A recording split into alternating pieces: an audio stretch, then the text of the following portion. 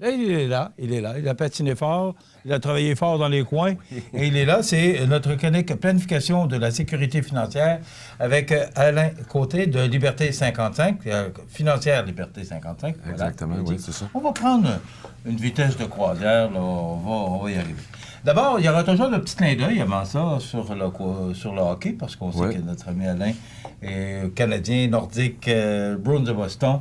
Exactement. Canadien, tu vois ça comment? 4 victoires, 3 défaites. Ben, Les matchs en concours se terminent ou sont terminés terminé samedi. Exactement. La saison commence cette semaine. Comment tu vois ça, le Canadien, cette année?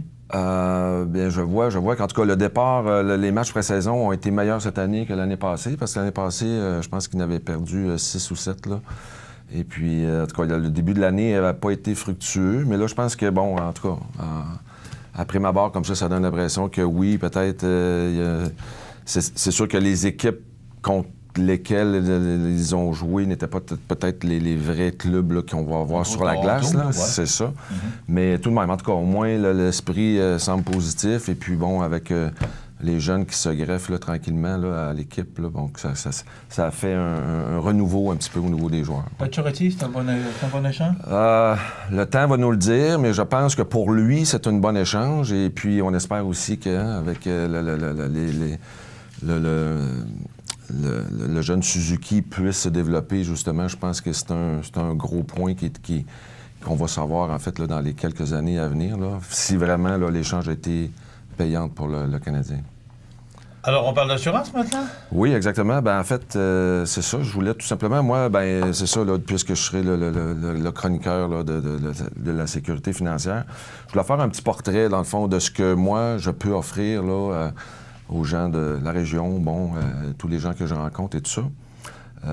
Ben voici, en fait, le portrait, c'est que, ben c'est ça, moi, je travaille au niveau de la planification de la sécurité financière. Et donc, les gens que je vais rencontrer ou contacter, je vais leur parler, en fait, principalement, là, selon leurs objectifs et leurs besoins, d'assurance de personnes. Hein, assurance de personnes. Assurance vie individuelle de personnes, exactement. Okay. Dans ce contexte-là d'assurance, on retrouve bien sûr l'assurance vie, l'assurance invalidité individuelle et l'assurance maladie grave individuelle. Donc moi, je touche pas à tout ce qui est, bon, assurance maison, auto ou quoi que ce soit. Là. Ça, c'est pas mon domaine. C'est vraiment l'assurance vie et invalidité. C'est ça, maladie grave aussi. Et maladie grave. OK. Maintenant, assurance vie individuelle.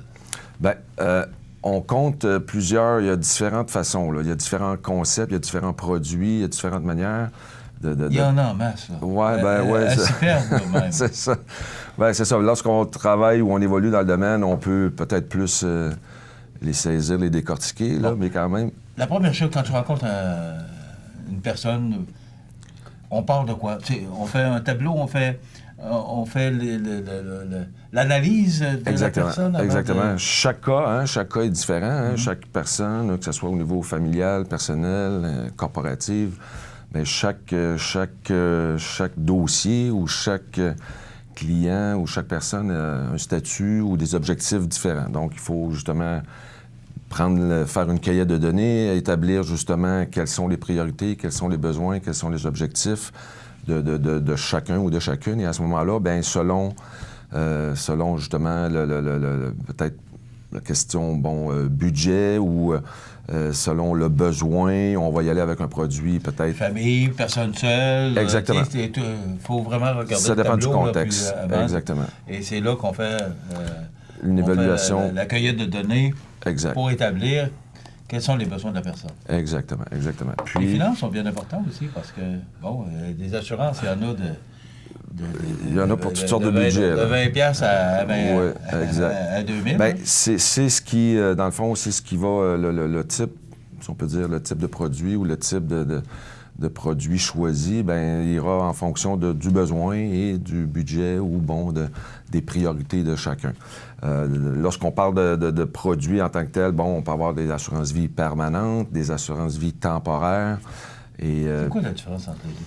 Bien, l'assurance vie permanente, c'est un produit qui est établi que la prime est fixe, principalement dans 3/4 des cas, là, si on peut dire. Donc, la prime est fixe et gelée. Puis, on peut, à l'occasion, c'est ça, selon l'épargne ou le budget qu'on veut mettre, on pourra accumuler certaines valeurs de rachat à l'intérieur d'un compte de la police. Les assurances temporaires, T10, T20, on peut aller jusqu'à même des T25, T35 et tout ça, tout simplement. Ben là, ces coûts-là, ces produits-là, ben on n'accumule pas là, de valeur de rachat à l'intérieur. C'est un coût d'assurance tout simplement qui est nivelé pour chacune des périodes, donc pour un 10 ans, un 20 ans ou un 35 ans, tout dépendant. 20 ans, ça se termine, mais tu peux continuer. Et là, on reconsidère le montant du versement mensuel. Exactement, c'est ça. Puis des fois, il y en a des personnes qui vont l'abandonner, il y en a des personnes qu'on va pouvoir la transformer en assurance vie permanente selon les besoins, justement, encore une fois. Mais il n'y a pas de valeur de rachat dans du temporaire? Dans les temporaires, non, il n'y a pas de valeur de rachat, exactement. Okay. Si on parle de l'assurance invalidité individuelle maintenant. Exactement. Bien, l'assurance invalidité, bien, on peut en convenir que c'est une protection de son salaire en cas d'invalidité. Donc, encore là, bien souvent, des gens vont avoir au travail une assurance collective là, qui regroupe tout ce qui est médicaments et ainsi de suite, c'est paramédicaux. Et aussi, ils vont avoir une payé par l'employé et par l'employeur. Oui, c'est ça, dépendamment là, de l'entente entre les deux. Mais, bien, il y a peut-être des gens qui sont plus, qui travaillent, sont travailleurs autonomes ou quoi que ce soit, n'ont pas la chance de bénéficier d'un plan collectif comme ça. Bien, à ce moment-là, il existe des produits, justement, des plans pour assurer en cas d'invalidité, justement, ou de maladie grave. Il y a les gens sont portés à croire que ça serait... les deux font partie de la même famille, de la protection du vivant, mais ne sont pas... un peut payer, on peut faire une réclamation au niveau d'une assurance vie invalidité, et peut-être pas nécessairement aussi... si on aurait les deux en place, un pourrait payer, puis l'autre ne pas payer. Ça dépend de l'invalidité ou du problème de santé. Justement, parlons-en, la maladie grave. Ça, c'est une assurance qu'on paye, mais le médecin nous déclare une maladie grave, cancer, peu importe la maladie ou la forme de maladie. Là, c'est un chèque selon le diagnostic. C'est pas un chèque qui est plaisant à recevoir. Là. Non, bien, c'est ça. De toute façon, dans tous les cas, je pense qu'il n'y a pas un chèque qui est plaisant à recevoir. Non, c'est ça. On ne veut pas en bénéficier nécessairement, mais c'est sûr que peut-être, éventuellement, c'est fait pour ça. Mais si on est affligé d'une maladie ou quoi que ce soit, diagnostiqué dans les... Principalement, il y a 26 maladies, 25-26 maladies couvertes là, au niveau de la maladie grave. Et justement, comme tu dis, on ne veut pas avoir à bénéficier de ces sommes-là, mais c'est là au cas où qu'il nous arrive quelque chose. Mais ça nous aide à passer au travers des mauvaises nouvelles. C'est une centaine de mille dollars, peu importe, là, parce qu'il y a différents montants qu'on peut obtenir de cette assurance-là. Qu'on peut choisir. Là. On peut prendre 75 000, 100 000, peu importe. C'est ça. C'est sûr que le paiement va en conséquence. Exact. Mais ça, c'est au moment où on a un diagnostic de maladie grave. Exact. Bien, ça nous aide à passer au travers, parce que là, il y a arrêt de travail, il y a toutes sortes de raisons. Là. Manque, perte de revenus, arrêt de travail pour aller se faire, en guillemets, soigner, tout ça. Donc, ça peut hypothéquer justement nos ressources financières. Donc, à ce moment-là, le produit de maladie grave pourrait, oui, justement, compenser financièrement les pertes de revenus affligées de ça. C'est quoi la différence entre maladie grave et une assurance d'invalidité individuelle? Lequel est préférable? Quel tu conseillerais? Ben, moi, selon la pratique, je vous dirais, c'est ça, en premier lieu, je suggérais de se protéger au niveau de son revenu en premier et la maladie grave, quoique les deux sont importants, mais je vous dirais que ma recommandation serait plus de s'assurer que s'il nous arrive quelque chose, on ait un revenu qui est toujours là. Toujours en force. Donc, l'assurance invalidité serait ma première recommandation. Et puis, de peut-être pallier ou d'avoir un surplus avec un produit maladie grave aussi. À côté de ça, bien, ça serait c'est une belle combinaison d'avoir les deux, en fait. Là. Mais les deux sont préférables, mais si c'est une question de budget, l'invalidité individuelle est préférable aux maladies graves? Prioritaire, oui, c'est ça. Mais quoique des fois, quelqu'un pourra... L'important, c'est de présenter toutes les options au client, à la personne. Puis la personne va faire le choix qu'elle veut, mais selon justement les renseignements qu'elle aura obtenus. Puis, mais normalement, au niveau de l'invalidité, ce serait la première protection à aller se chercher au niveau de protection de revenus. OK. Si on veut te rejoindre, Alain, on t'appelle ou on te rejoint comment? Ah, ben, mon Dieu, on peut me rejoindre par téléphone, par courriel, et lorsque c'est ça,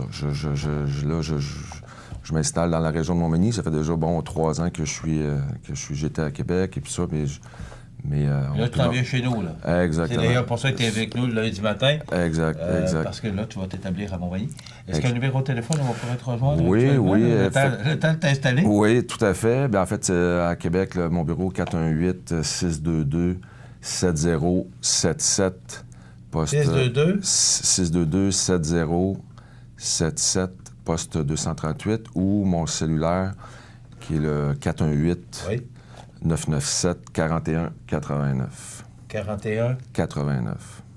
997 418. 41 89 997 41 89, mais bientôt, il aura toutes les coordonnées pour faciliter les choses à Montmagny. Exactement. Alors, c'est le fun de savoir que tu fais un retour dans notre région, que tu vas t'établir chez nous. Parfait. Donc, vous avez besoin d'assurance vie, d'assurance maladie, d'assurance maladie grave, où vous avez tout simplement de conseils. C'est d'abord, le rôle, c'est conseiller c'est un conseiller en planification. Donc, c'est important d'avoir des conseils pour savoir la bonne assurance qu'on a besoin pour nous. Alors, Alain Côté, qui est représentant de Financière Liberté 55. Exactement. Merci beaucoup, Alain. On se retrouve la semaine prochaine. Tout à fait. Non, merci. la semaine prochaine, c'est congé. Oui, On se retrouve dans 2 semaines. OK, parfait. Il n'y a pas de problème. Merci, Je vais être là. Merci beaucoup. Voilà, Alain Côté de la Financière Liberté 55 qui présente cette nouvelle chronique à tous les lundis.